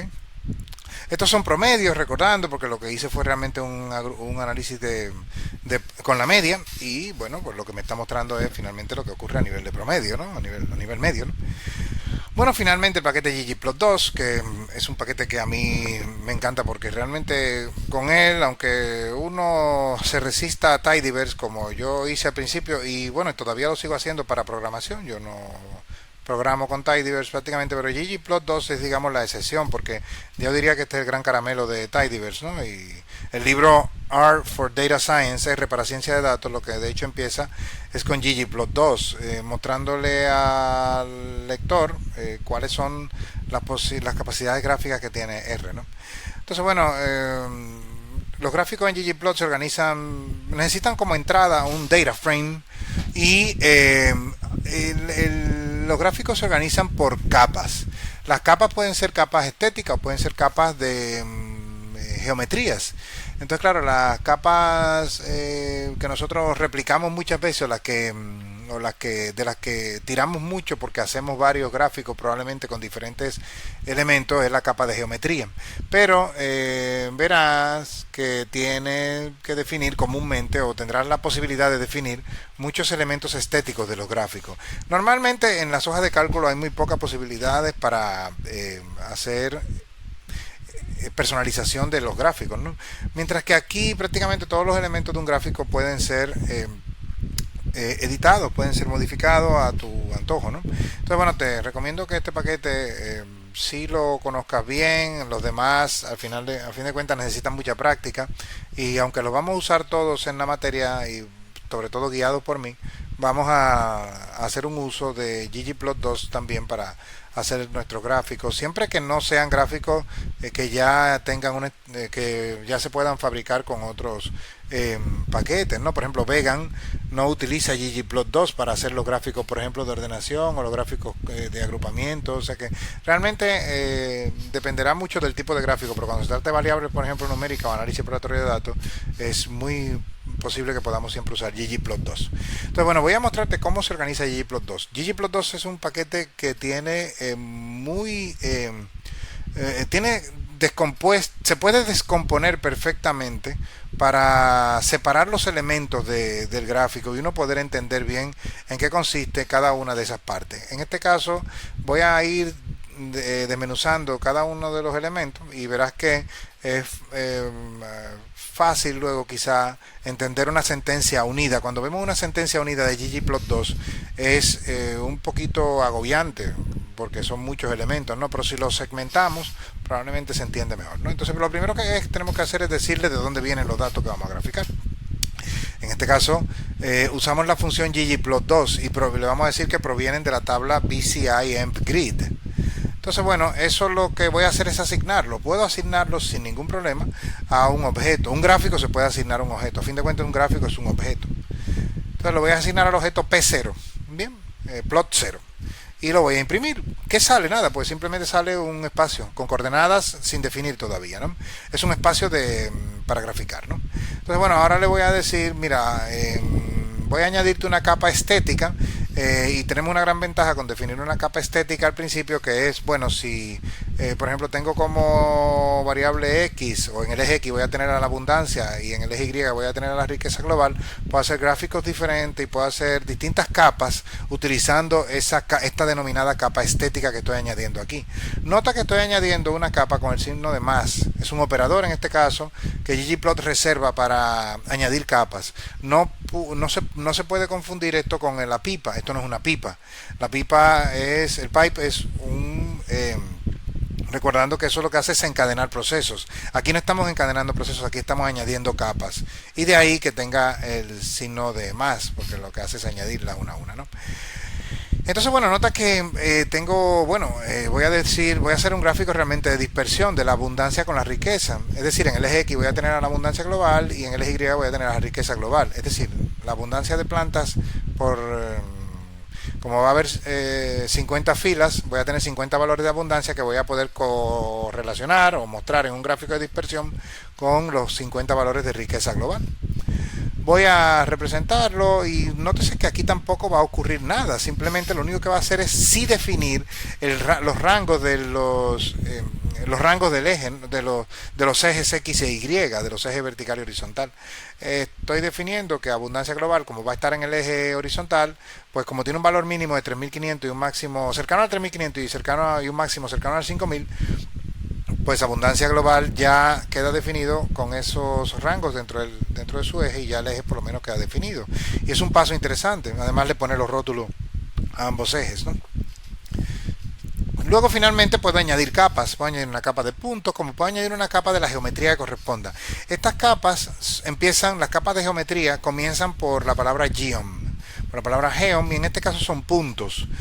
Nota que voy ahora a utilizar P1, o sea, voy a reaprovechar el gráfico P1, que es la combinación de P0, recordando que P0 únicamente lo que contenía la tabla de donde provenía, y P1 lo que contiene la P0 más la capa estética. Entonces, claro, ahora voy a aprovechar a P1 y le voy a añadir una capa de puntos. Cuando imprima a P2, es simplemente ejecutarlo, pues voy a ver un gráfico de dispersión. Y ese gráfico de dispersión lo que muestra es la relación que podría ver o destacar que hay una relación aparentemente lineal. Bien, bueno, sí, podría ser en parte algo lineal, probablemente, de la abundancia con la riqueza, pero nota también que hay un problema importante, ¿no? Probablemente no hay una linealidad exacta, sobre todo por este outlier, que sería bueno identificar cuál es, en donde la abundancia es enorme pero la riqueza no es extremadamente grande, y estos también podrían ser considerados outliers, porque con pequeños valores de abundancia tenemos valores altísimos de riqueza. Son valores incluso de abundancia que ni siquiera son el promedio podría estar realmente por aquí probablemente, ¿no? Entonces, claro, están por debajo de la media en cuanto a abundancia, pero están muy por encima de los valores medios de riqueza que probablemente estarían por aquí. Entonces, claro, es interesante porque podemos hacer un análisis ya de entrada. Decimos, bueno, parece que hay una relación, pero nota también que hay un efecto interesante. También la varianza aparentemente muy cambiante. A lo largo de del eje de abundancia notamos cómo este gráfico se abre brutalmente, ¿no? Es decir, la varianza en este punto es pequeña, los puntos están dispersos respecto de la variable, vamos a llamarle dependiente o respuesta a la riqueza global, y bueno, los puntos están muy próximos entre sí en cuanto a la abundancia también, pero nota aquí la abundancia, estos puntos de abundancia están muy próximos probablemente en cuanto a abundancia, pero están muy dispersos en cuanto a la variable dependiente, la variable respuesta. Y aquí en esta área, por ejemplo, también la varianza de la riqueza es, digamos, relativamente más pequeña que por esta área, y eso es lo que se llama, es una característica de la varianza que refleja una característica de la serie, que es la denominada heterocedasticidad. Eso lo que nos está diciendo es que la varianza depende de la media, de en qué área de la media nos encontremos. Es decir, depende de en qué área nos encontremos en cuanto a la variable independiente, en qué parte de la serie nos encontramos, si en los valores mínimos, en los valores máximos, en el área del tercer cuartil. Entonces, claro, ahí tenemos un efecto que podemos ya ver gráficamente, y ya sabríamos incluso, por ejemplo, que la regresión lineal en este caso es inútil. No podemos predecir la riqueza con la abundancia. es inútil por completo. Lo vamos a ver ahora con este gráfico. Voy a construir un gráfico de regresión lineal en P3 se va a convertir en un gráfico de regresión lineal. Simplemente va a contener a P2, que es un gráfico de dispersión, pero va a tener un smooth, ¿ok? Va a tener una capa, que es lo que va a ser una capa, digamos, resumen, que lo que contiene es un modelo de regresión lineal. Entonces, bueno, P3 lo voy a imprimir y ahora ese modelo de regresión lineal, nótese que supuestamente intentaría explicar la abundancia con respecto a la riqueza. Esta sería la pendiente, ¿no? Podemos decir, bueno, hay una relación positiva porque la pendiente es positiva, en la medida que crece la abundancia crece la riqueza. Pero no lo es tanto y además los outliers maltratan mucho este modelo, ¿no? Y por supuesto también el hecho de que probablemente esto no sea una relación lineal lo que estamos viendo. Probablemente no se trata de una relación lineal o probablemente lo que tenemos es una relación lineal, quizá, pero esa relación lineal tendríamos que considerar el cómo varía, el cómo cambia la varianza de acuerdo a las distintas áreas del gráfico, ¿no? Cómo cambia la varianza respecto la varianza de la variable respuesta respecto de la media de la abundancia global. Entonces no es lo mismo utilizar un modelo de regresión lineal que utilizar, por ejemplo, un modelo lineal generalizado. En este caso lo que aplicaría mejor, por supuesto, es un modelo lineal generalizado, porque lo que estamos viendo como rasgo importante es que la serie es heterocedástica y además probablemente los residuos de esta serie no siguen una distribución normal. Entonces, bueno, esos son supuestos que deberían cumplirse para una regresión lineal que no se están cumpliendo y que como no se están cumpliendo, lo que aplicaría realmente sería utilizar modelos de regresión lineal. Hay muchas otras herramientas de modelización que se podrían utilizar, como los modelos aditivos, ¿no? Los modelos aditivos generalizados, pero cada uno tiene unas ventajas y sus desventajas, ¿no? Bueno, entonces también puedo hacer todo en una única sentencia. Como tengo a P0, puedo mostrar realmente cómo utilizar con pocas líneas de código. Podría yo generar únicamente P0, que es ggplot2, podría añadir luego una capa de punto y dentro de la capa de punto meter la capa estética, es decir, quién es la X, quién es la Y, o sea, con quién voy a hacer el mapeo. Pero nótese que eso todavía es una sentencia larga, ¿no? Lo que he hecho he vuelto al gráfico P2, es lo mismo, P2 y P4 son exactamente iguales, y nótese que, bueno, son iguales, no hay diferencia entre uno y otro. Pero lo que hace P4 es definir las variables que van a pertenecer al eje, es decir, con qué voy a hacer el mapeo, le llama ggplot, con qué voy a hacer ese mapeo, lo defino dentro de GOnPoint. Entonces solamente aplicaría a esta capa geométrica. Si necesitara yo añadir otra capa geométrica que no fuera GOnPoint, tendría que también definir nuevamente cuáles son las coordenadas X e Y. Luego voy a reaprovechar a P3, recordando que P3 es el gráfico de dispersión junto con la regresión. Bueno, pues voy a reaprovechar a P3 y voy a añadirle una capa temática. Una capa temática contiene un conjunto de atributos por defecto que se pueden añadir para mostrar el gráfico un poquito más estilizado. Entonces, bueno, esta es lo que es una capa que se denomina capa blanco y negro, aunque notar que, por ejemplo, respeta, por ejemplo, el color de la recta de regresión. Y esta, por ejemplo, la clásica, que sería como para poder definir, sin tener que entrar en la definición de quítame el eje, por ejemplo, el eje horizontal, la parte superior, quítamela, o quítame del cuadro, únicamente déjame la parte que corresponde a los ejes del marco de delimitación. Y este, por ejemplo, una capa temática mínima, en donde, bueno, quita los bordes por completo y conserva únicamente los valores como un minimalista, ¿no? Bien, entonces también podemos hacer gráficos con variable categórica. Por ejemplo, un gráfico que es muy habitual, que nosotros utilizaremos mucho en nuestra asignatura, es gráficos que van a utilizar variables categóricas, ¿no? Entonces, bueno, puedo utilizar en este caso una variable categórica como la variable hábitat para hacer coloreado. Las variables categóricas son normalmente la variable que nosotros denominamos antes nominales, ¿no? U ordinales también, pero esas tienen un sentido de orden, al menos las nominales no lo tienen, y esas son típicamente las variables que nosotros utilizamos, por ejemplo, para dar una coloración en este caso, por ejemplo, a los puntitos.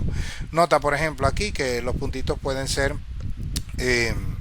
definidos en función de su tipo de hábitat por el color. Entonces nota, por ejemplo, el área de bosque antiguo bajo es la que tenía ese valor de abundancia enorme, pero con una riqueza promedio, mientras que las áreas, por ejemplo, con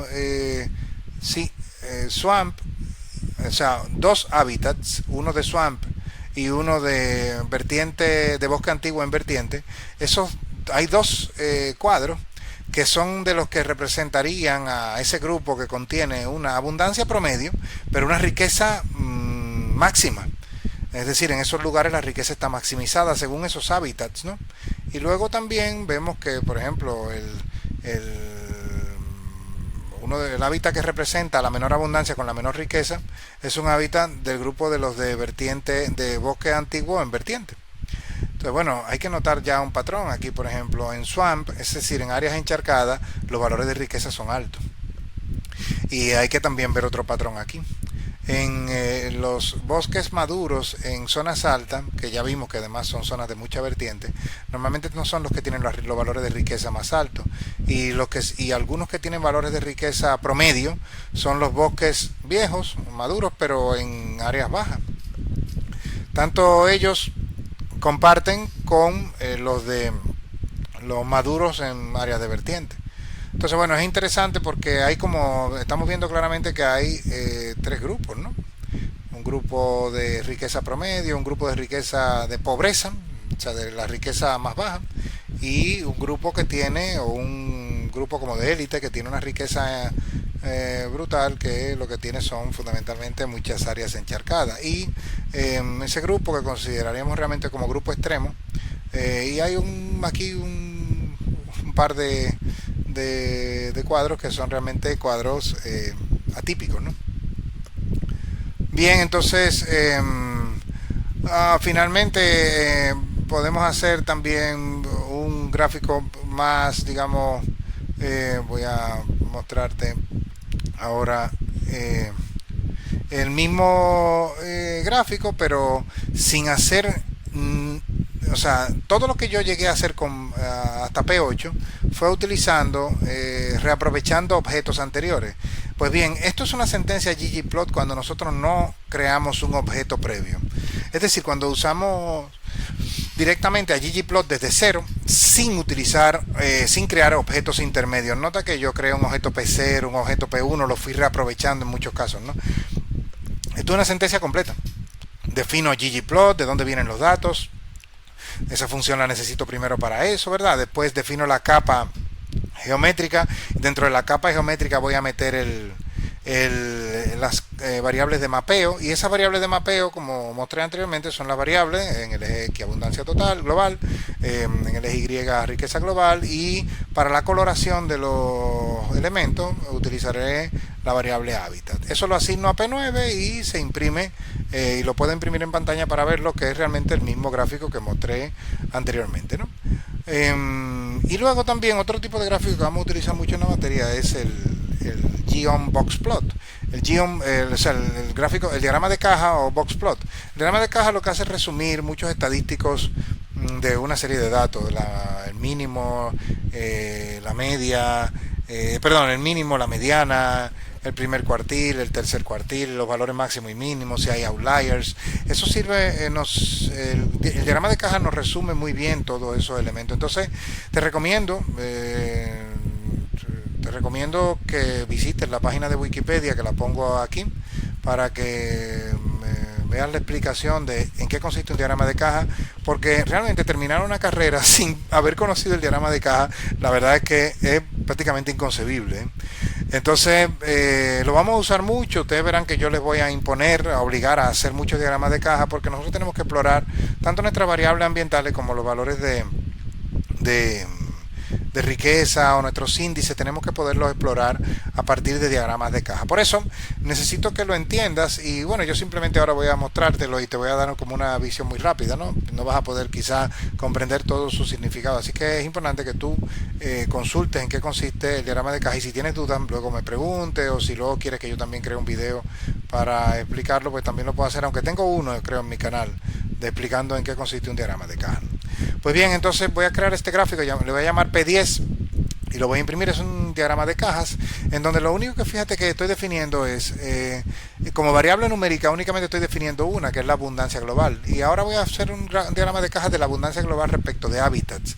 Es muy habitual que en diagramas de caja, no es obligatorio, pero es muy habitual que en diagramas de caja nosotros utilicemos una variable categórica para hacer comparaciones entre las distintas categorías o tratamientos de una variable concreta, que en este caso es la variable abundancia global. Entonces, la abundancia global aquí podemos ver en la línea que está dentro de la caja, que es la mediana. Podemos ver que la mediana fluctúa entre distintos tipos de hábitat, y notamos que por ejemplo en swamp, o sea en áreas pantanosas y en bosque denominado joven, en esas áreas, en esos hábitats es común que la abundancia sea pequeña, porque la mediana nota que está más baja que en los demás. La mediana es de 3.700 por ahí aproximadamente. Eso lo que significa es que la mitad de las áreas pantanosas está tiene una abundancia de 3.700 y la otra mitad tiene una abundancia menor de 3.700 y la otra tiene una abundancia mayor de 3.600. Aquí hay una cuestión también de jugar con este asunto, porque swamp o sea, áreas pantanosas y bosque joven no son muy útiles para ser graficados, porque como nada más tienen dos elementos, lo que estamos viendo como efecto aquí en este gráfico es que, bueno, al tener dos elementos solamente, es decir, solamente hay dos áreas de área pantanosa y hay solamente dos áreas de bosque denominado joven, pues lamentablemente no podemos ver efectos interesantes. Donde podemos ver hacer comparaciones es en las áreas de bosque antiguo, y por eso fue que los usé en la nova. Y notamos que por ejemplo el bosque antiguo de áreas bajas sí tiene una mediana de abundancia muy alta, es decir, hay muchos individuos en estos cuadros de una hectárea, y en estos cuadros hay, digamos, un número de individuos que es muy parecido, en torno al 4.000. Por eso fue que dio inhomogeneidad de la varianza cuando hicimos el análisis ANOVA, aunque recordando que ese análisis ANOVA tiene un problema de no cumplir determinados supuestos. Bien, bueno, pues también voy a hacer uno de la riqueza global. Aquí también me interesa ver si hay algún efecto. Normalmente con los box plot es cuando vemos realmente los efectos. Bueno, aquí como dije, bueno, como son dos cuadros de áreas pantanosas y dos cuadros de bosque joven, pues no son muy útiles, aunque nótese que la riqueza se dispara, que ya lo vimos también en el gráfico de dispersión, se dispara que en el caso de las áreas pantanosas. Sin embargo, nótese aquí un efecto que es bien interesante. Nota bien esto. Los bosques denominados antiguos en áreas altas tienen una riqueza definitivamente menor en cuanto a su mediana, porque la mediana incluso cae muy lejos de las otras dos, que respecto de los bosques denominados en la columna de hábitat como bosques de maduro, tanto de zonas bajas como de vertientes. Entonces los bosques cimeros antiguos parece que no son muy ricos. Hay también en el caso de las áreas de bosque antiguos en vertiente, hay un par de valores aberrantes que fueron lo que vimos también en el gráfico de dispersión. Y nota además que las cajas en estos casos, por ejemplo, son un poquito más estrechas que en el caso anterior. Esta línea representa el primer cuartil y esta línea horizontal representa el tercer cuartil. Primer cuartil, esta línea horizontal, y esta otra línea, tercer cuartil. Entonces, claro, mientras más estrecha sea la caja, mientras más cerrada, menor varianza existe, ¿no? Y mientras más en el centro esté la línea central, en el centro de la caja, menos sesgo tiene la distribución de los datos. Es decir, la mediana y la media coinciden mucho en ese caso. Y mientras más larga sea esta línea, pues más lejanos están los valores máximo y mínimo, y también eso también nos va a dar un indicador de la varianza, ¿no? Aquí esta distribución podemos claramente encontrar que probablemente lo que hay un sesgo a la izquierda. Bueno, pues ahora lo que te voy a mostrar es combinar, utilizando Pivot Longer, te voy a mostrar cómo se ve la riqueza, por ejemplo, la riqueza y la abundancia, cómo se ven en un gráfico que me permite además reunir columnas. O sea, voy a combinar en este caso Pivot Longer con del paquete tidyr. Lo voy a combinar con una sentencia de ggplot para poder hacer un análisis por cada uno de los tipos de hábitat. Perdón, por cada uno de los elementos morfológicos diferentes voy a ver cuáles son los valores de porcentaje a nivel a ver si, no, perdón, estoy confundiendo, estoy diciéndolo mal. Realmente es, voy a unir, lo que voy a hacer es hacer una reunión de columnas de las variables abundancia y riqueza. Las voy a reunir a ellas dos y las voy a mostrar dentro de una única columna como variable clave, como columna de clave, y otra columna de valores de abundancia y riqueza, que va a ser, me va a permitir tener hábitat, una columna que diga a qué pertenece, si es la abundancia o la riqueza, y luego el valor que corresponda. Mejor lo muestro para que lo veamos y así se puede comprender mejor. Tengo la columna hábitat, bosque antiguo de vertiente. La variable que tengo dentro de la columna clave, que es la que de las dos que reuní, en este caso estoy mostrando la abundancia en primera fila y siguiente el valor de abundancia. Y luego también lo mismo, el mismo hábitat, bosque antiguo en vertiente, con riqueza, por ejemplo. Y entonces el valor de la riqueza. Esto lo que me va a permitir es hacer un gráfico en donde voy a poder comparar la riqueza y la abundancia por hábitat, sin necesidad de en diagramas de caja por hábitat, pero voy a poder comparar cómo se comportan la riqueza y la abundancia por hábitat sin necesidad de crear dos gráficos que estén uno arriba de otro o lejanos, que tengo incluso que mover la barra de desplazamiento para saber dónde estoy. Si en este caso lo que voy a poder es juntarlos con una función denominada facet o un facetador, que es una función que construye paneles y que nos permite hacer gráficos muy complejos con muchos facetas de un mismo conjunto de datos. Y siempre, comúnmente antes de eso, siempre hay que hacer una reunión de los datos, hay que hacer un pivot longer. Entonces, bueno, en este caso lo que voy a mostrar es, como digo, el hábitat en función, o sea, voy a mostrar el valor o los valores de riqueza y abundancia. Los voy a mostrar, estos dos valores los voy a mostrar en función del hábitat, y lo que voy a hacer es que voy a poner un gráfico para la variable abundancia y un gráfico para la variable riqueza. Voy ahora a hacer un zoom de él para que se vea un poquitito más grande. Y ahora nota que, fíjate, ahora tengo un único gráfico, tengo la riqueza y la abundancia representada cada uno en un gráfico diferente, pero en un panel en este caso. Cada uno es una faceta dentro del panel.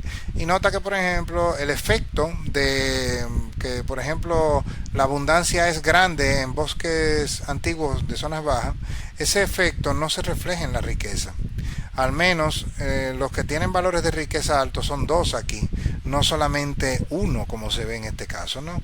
En este caso solamente hay uno con la abundancia alta. All low coincide con que tiene valores grandes de abundancia y con que tiene también valores de riqueza término medio, ¿no?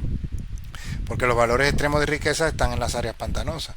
Pero si únicamente comparamos estos tres con estos tres, nosotros vamos a poder dar cuenta que realmente nuestros datos están mostrando un patrón claro, ¿no? Que es, la riqueza tiene un comportamiento, digamos, fuerte, es decir, hay valores altos de riqueza en bosques antiguos, pero solamente en los bosques de zonas bajas y de vertiente. La riqueza no es muy alta en bosques antiguos de zonas altas, mientras que la abundancia es, digamos, la que mayores valores de riqueza, de abundancia,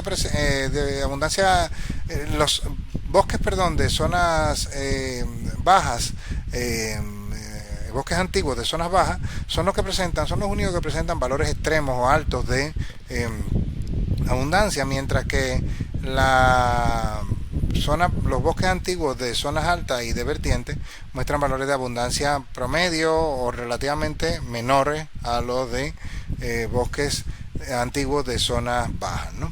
Entonces, bueno, eso lo que quiere decir es la abundancia y la riqueza no se están comportando igual respecto de los distintos hábitats. Tienen un patrón, tienen patrones diferenciados en los hábitats de bosque antiguo, y eso nos interesa porque, por ejemplo, con un bosque como el de bosque antiguo de vertiente, lo que estamos encontrando es que aún con tener valores de abundancia pequeños, obtenemos valores de riqueza altos, ¿no? O el caso extremo de las zonas pantanosas, que como digo, únicamente son dos elementos, pero con una abundancia pequeñita estamos obteniendo la riqueza máxima, de hecho, ¿no? Así que bueno, esa es la idea fundamental de los paquetes de la colección Tidyverse. Tú los vas a usar mucho en tu manuscrito, así que te recomiendo que este vídeo lo veas por lo menos 2 veces. Intente ejecutar también los gráficos y sobre todo leer en estas partes que he puesto, al menos si te recomiendo sobre todo que lo leas en el documento Markdown del repositorio de script de análisis de BCI, y al poderlo leer vas a ver con más calma cada una de las cuestiones que explico sobre las ventajas, desventajas, para qué sirve cada uno de los verbos y demás, ¿no? Vamos a usar los 3 paquetes que comenté, o sea, tú los vas a usar de hecho en tu manuscrito, dplyr, tdier y ggplot2, y de hecho lo has usado ya en algunos de los scripts anteriores, por lo tanto ya no hay realmente una excusa valedera para decir, bueno, este paquete me muestra una cosa con un porcentaje, mayor porcentaje, no sé lo que es esto. Esa excusa no la debes tener ya, porque con este video se supone que esas dudas van a quedar bastante despejadas, ¿no? Entonces, claro, también con el seguimiento que te voy a hacer de tu manuscrito, recuerda que tú no te tienes que pelear con todo el código. Siempre recuerdo esto para que esto no te apabulle. Todo el código no te puedes pelear con él porque es mucho código. Yo soy el que va a intervenir prácticamente en la mayor parte de las cosas, pero tú tienes que ser capaz de entender los códigos que yo construyo, y tú tienes que también ser capaz de construir tus propios códigos, aunque sean simples o avanzados. Eso sería lo mejor, por supuesto, pero tú tienes que tener la capacidad de saber que necesitas un gráfico determinado, que puedes hacerlo con unas pocas líneas de código, y que ese gráfico además terminará, por ejemplo, P11 podrá terminar posteriormente después en el manuscrito. Si yo inserto este script dentro de manuscrito, bueno, pues yo lo pongo aquí y pongo ahora también una línea nueva que diga que ese script se ejecute dentro del ambiente en el cual yo tejo a mi manuscrito, pues puedo ya llamar a P11 para que quede aquí. P11 recordando, o asigno por ejemplo, que no lo asigné, el gráfico de facetas, ¿no? Pero por ejemplo P11, que tenía nombre, que es un diagrama de caja, ese diagrama de caja podría terminar en el manuscrito simplemente recordando que esto se hace con las funciones que mostré de los bloques de código, en donde normalmente me llevo el bloque de código hacia abajo y pego aquí, y todo esto por supuesto lo tengo que cambiar porque el label ya no va a ser igual. Esto va a llamarse P11, pero no le puse P11. Entonces le pondría diagrama de cajas de la riqueza según hábitat, ¿no? Entonces, bueno, ya tendrían, le voy a llamar no P11 aquí, porque puedo aquí poner diagrama cajas riqueza hábitat. Este nombre no tiene que ser igual al nombre del objeto, ¿okay? El objeto sí que tiene que venir con su nombre de manera apropiada aquí. Entonces, claro, al decirle que ejecute ya el script de Tidyverse, pues ya todos los objetos que se crearon en el script de Tidyverse van a estar disponibles para mi manuscrito, ¿no? No te voy a poner, por supuesto, a poner estos... todo digamos, este tutorial de Tidyverse dentro de tu manuscrito. No se trata de esto. Se trata de que tú conozcas con este script, conozcas a Tidyverse. Y luego, a lo largo de la asignatura, dependiendo también de tus preguntas y además, yo voy a generar varios scripts de gráficos que son directamente bastante necesarios para tu manuscrito concretamente. Este script que tú estás viendo aquí realmente es un tutorial. No se trata de que ahora tú intentes insertar todos estos gráficos dentro de tu manuscrito, porque realmente no necesariamente te van a ser de utilidad, sino que dependerán de cuáles son los patrones que tú estás encontrando. Bueno, aquí lo dejo. Espero que esto sea de utilidad, y recuerda que esto es una introducción a Tidyverse, por lo tanto la puedes utilizar para muchas otras cosas en el futuro.